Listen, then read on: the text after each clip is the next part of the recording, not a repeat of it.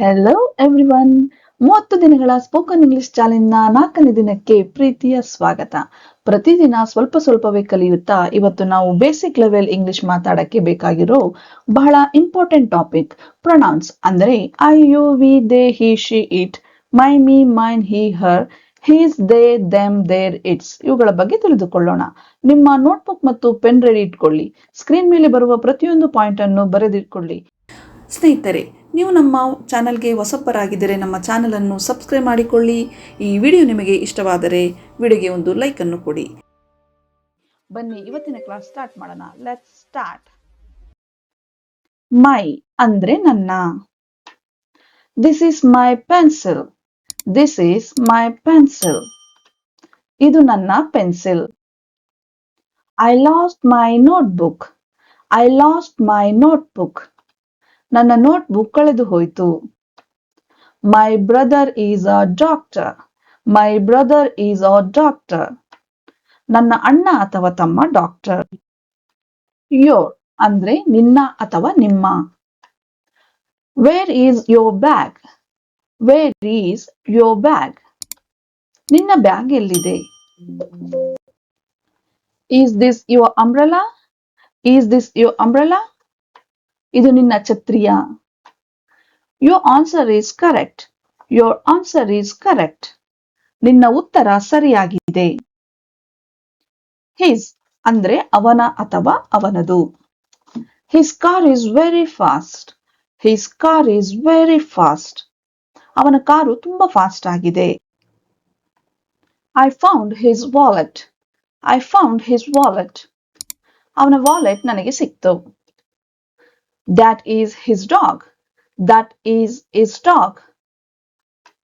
ಅದು ಅವನ ನಾಯಿ. ಹರ್ ಅಂದ್ರೆ ಅವಳ. She likes her new dress. She likes her new dress. ಅವಳಿಗೆ ಅವಳ ಹೊಸ ಡ್ರೆಸ್ ಇಷ್ಟವಾಯಿತು. I called her friend. I called her friend. ನಾನು ಅವಳ ಫ್ರೆಂಡ್ಗೆ ಕಾಲ್ ಮಾಡಿದೆ. This is her phone.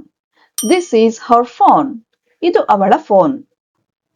Its ಅಂದ್ರೆ ಅದರ. The cat licked its paw. The cat licked its paw. ಬೆಕ್ಕು ತನ್ನ ಪಾದವನ್ನು ನೆಕ್ಕಿತು. The tree lost its leaves. The tree lost its leaves. ಮರ ತನ್ನ ಎಲೆಗಳನ್ನೆಲ್ಲ ಕಳೆದುಕೊಳ್ತು. Every animal has its own sound. Every animal has its own sound. ಪ್ರತಿಯೊಂದು ಪ್ರಾಣಿಗೂ ಅದರದೇ ಆದ ಶಬ್ದ ಇರುತ್ತೆ. ಅವರ್ ಅಂದ್ರೆ ನಮ್ಮ. Welcome to our home. Welcome to our home. ನಮ್ಮ ಮನೆಗೆ ಸ್ವಾಗತ. We are cleaning our classroom. We are cleaning our classroom. ನಾವು ನಮ್ಮ ಕ್ಲಾಸ್ ರೂಮ್ ಕ್ಲೀನ್ ಮಾಡ್ತಿದ್ದೀವಿ. Our team won the match. Our team won the match.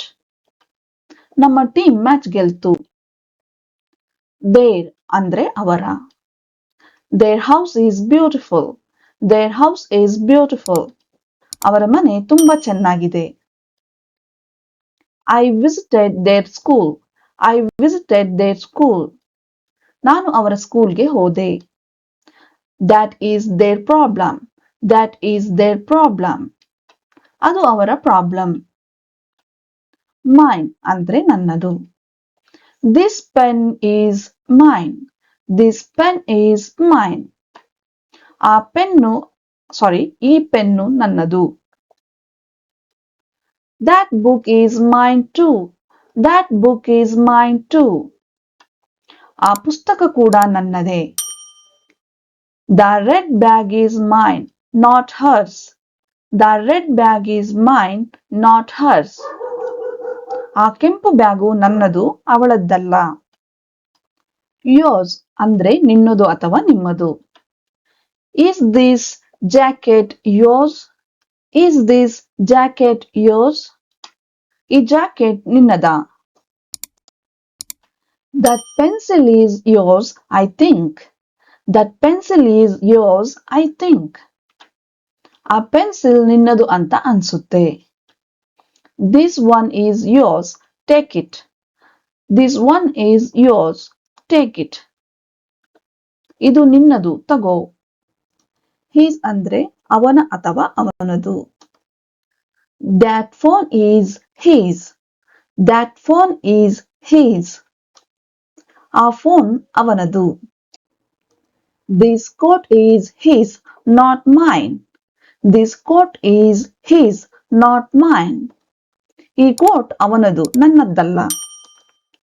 The chair by the window is his. The chair by the window is his. ಕಿಟಕಿ ಪಕ್ಕ ಇರೋ ಕುರ್ಚಿ ಅವನದು. Hers ಅಂದ್ರೆ ಅವಳದು. The dress is hers. The dress is hers. ಆ dress ಅವಳದು. That umbrella is hers. That umbrella is hers. ಆ ಛತ್ರಿ ಅವಳದು. I think this seat is hers. I think this seat is hers. ಈ ಸೀಟ್ ಅವಳದು ಅಂತ ಅನ್ಸುತ್ತೆ. Ours ಅಂದ್ರೆ ನಮ್ಮದು. This garden is ours. This garden is ours. ಈ ಗಾರ್ಡನ್ ನಮ್ಮದು. The house near the lake is ours. The house near the lake is ours. ಕೆರೆ ಹತ್ತಿರ ಇರೋ ಮನೆ ನಮ್ಮದು. That trophy is ours. We won it. That trophy is ours. We won it. ಆ trophy ನಮ್ಮದು, ನಾವು ಅದನ್ನ ಗೆದ್ವಿ.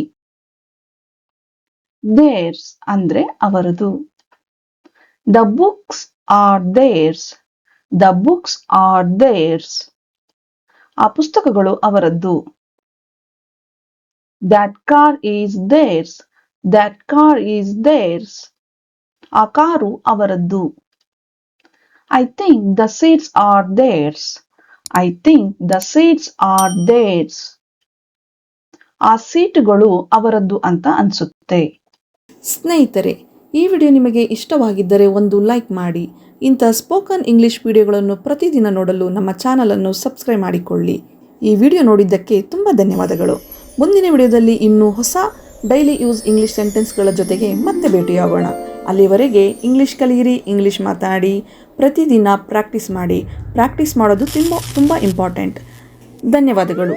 C you in the next video. Bye.